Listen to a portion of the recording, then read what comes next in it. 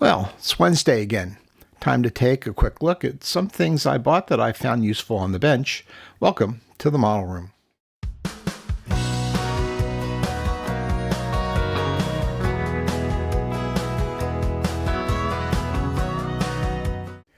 Before we take a look at the products, I have a couple of shout outs.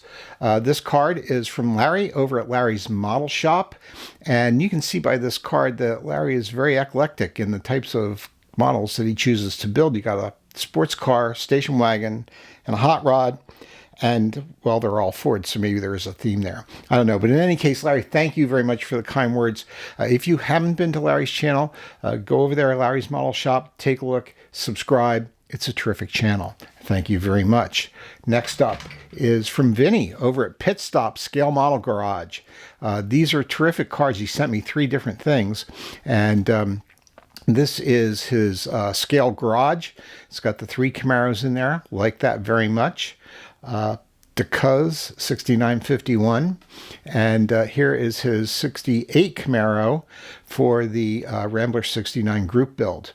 And this is a neat card too.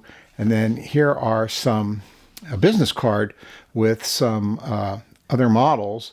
And these look to be pretty much street rods. And I like them as well. Again, thank you very much, Vinny, for the kind words. Okay, let's take a look at some stuff. First up are these mini diamond needle files. As you can see, they're very small, and they're kind of different from these miniature hobby files, which are kind of traditional files where they just have the grooves cut into the metal.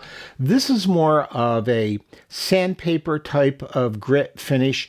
I believe this is like 150 grit, so it's very rough, but because they're tiny, you can get right into very small spaces if you want to file or sand something down. They're good on metal, even on ceramic.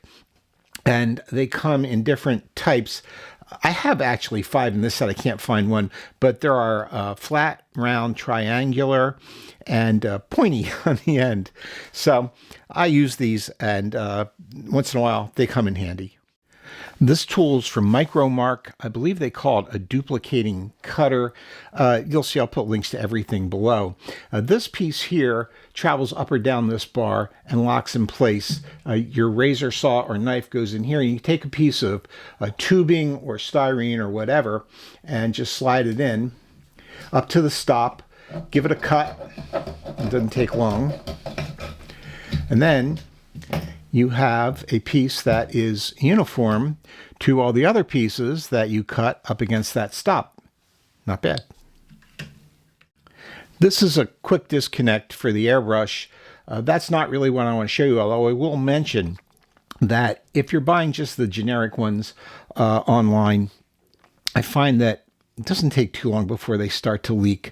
I suggest getting a brand name one. This is an Iwata, but you can get Pache or Sparmax. There's a whole bunch of them.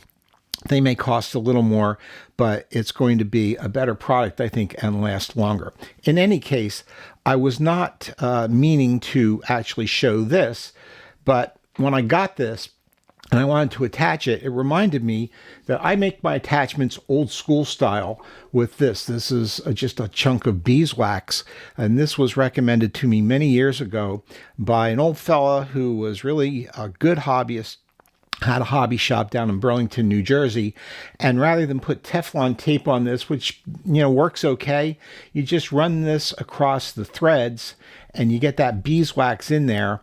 You can go around as much as you want. You can add as much as you want. It's not going to damage anything. Just don't get it into the opening. And then when you screw this on, it's going to be a tight seal. So, old school tip. This is a set of brushes made specifically for dry brushing.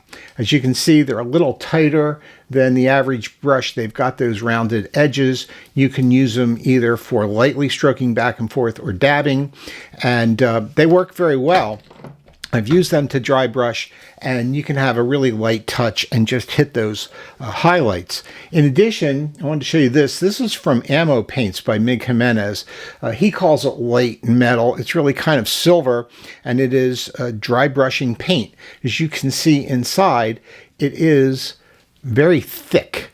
And so it keeps the paint from running down into the lower portions of what you're dry brushing and just stick to the highlights, the higher portions.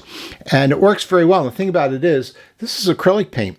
I've always used Model Master Silver, and that works fine, but this cleans up with water. So it's a lot more convenient and a lot easier. So that's it. Thank you for watching. I very much appreciate it. And I very much appreciate my subscribers, and especially the ones that have come in since the last installment. Thank you all very much. We'll see you next time.